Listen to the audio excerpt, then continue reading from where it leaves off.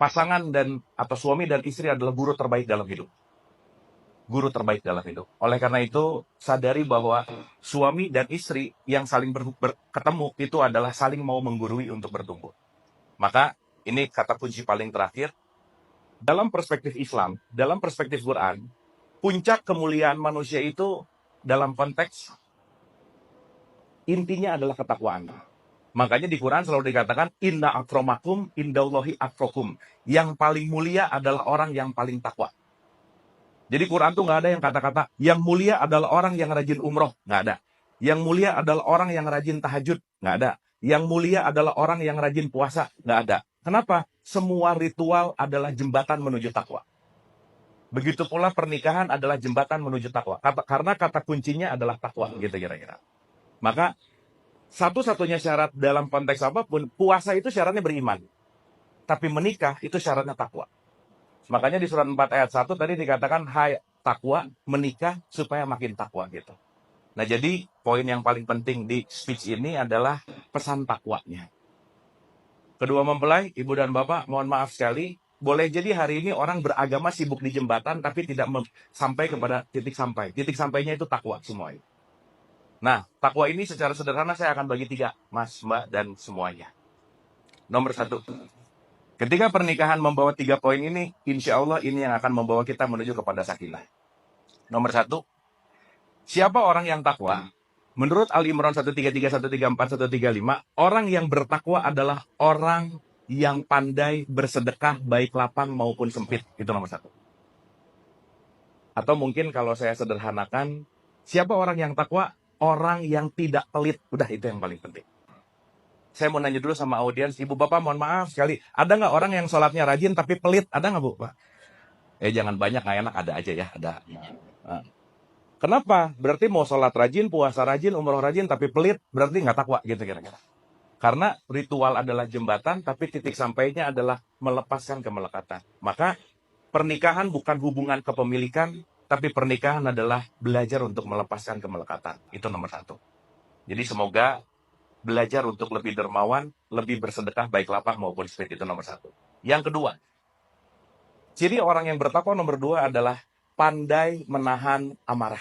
Dah, itu nomor 2. Maka kalau kita bicara dalam konteks pernikahan, bekal terpenting apapun dalam keseharian saling menjodohkan tadi adalah kaitannya sama ego gitu.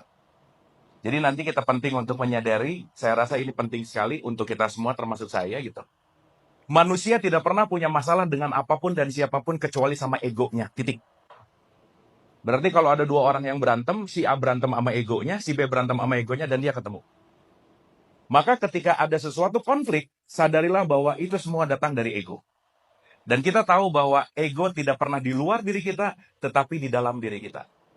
Oleh karena itu, kedua mempelai, Mas Dejan, Mbak Anti, kalau ada masalah karena egonya di dalam, jangan cari jalan keluar, tapi cari jalan ke dalam. Karena the problem within us.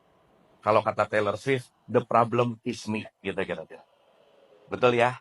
Jadi intinya adalah semua problem nggak pernah ada di luar diri kita, tapi ada di dalam diri kita. Ketika kita memperbaiki diri, itu akan merefleksikan faktor eksternal gitu.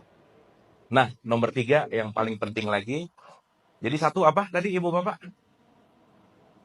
Wah, ini nggak fokus nih. 1 apa tadi? Jangan pelit, itu nomor 1.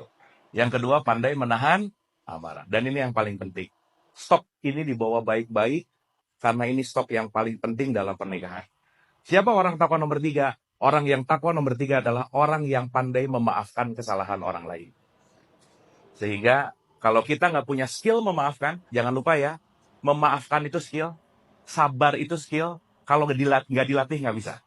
Jadi kalau sekarang ada orang ngomong, aku tuh orangnya pemarah, bukan pemarah sih, karena tiap hari latihan marah, udah gitu aja. Tetapi kalau sekarang menyadari bahwa kalau aku mau jadi orang sabar, tiap hari belajar untuk menjadi sabar. Pertanyaan, kalau mau menjadi sabar harus ketemu orang nyebelin nggak? Ya, sok ibu bapak, mas mbak ya, doa. Ya Allah jadikanlah aku orang sabar. Besok pasti ketemu orang nyebelin, udah gitu aja. Kenapa? Karena orang menyebalkan akan membuat kita sabar. Nah, guru kesabaran tertinggi dalam hidup itu pasangan, udah nggak ada lagi. Dan anak sih nanti gitu. Maka nanti masing-masing akan menjadi guru sabar. Jadi kalau pasangan agak-agak nyebelin, alhamdulillah. Kenapa? Betul ya Ibu Bapak ya? Nah, ini yang senior-senior sih udah oke-oke semua. Tuh setuju kan? Gitu ya. Ini sekali lagi ini bukan mau nakut-nakutin, tapi mudah-mudahan ini bisa disadari. Terakhir, menikah perpindahan dari state unconditional love, fall in love menuju kepada unconditional love. Ibu bapak, kedua mempelai kita tahu orang yang lagi jatuh cinta semuanya jadi bego gitu ya kira-kira. Semuanya jadi gila gitu. Dan everything seems beautiful. Tapi once ketika udah sadar, fall in love-nya selesai, masuk ke tahapan unconditional love, ini bakal banyak kejutan-kejutan. Jadi nikmati kejutan-kejutan keseharian dalam pernikahan, enjoy the process, dan selalu senantiasa sakinah, mawaddah, dan warahmah. Saya rasa itu saja. Jadi sekali lagi, boleh tepuk tangan buat kedua mempelai, ibu bapak. Selamat ya, sekali lagi. Selamat nggak pelit, selamat menahan amarah, dan selamat saling memaafkan. Dan selamat berjuang di perang panjang. So enjoy the process.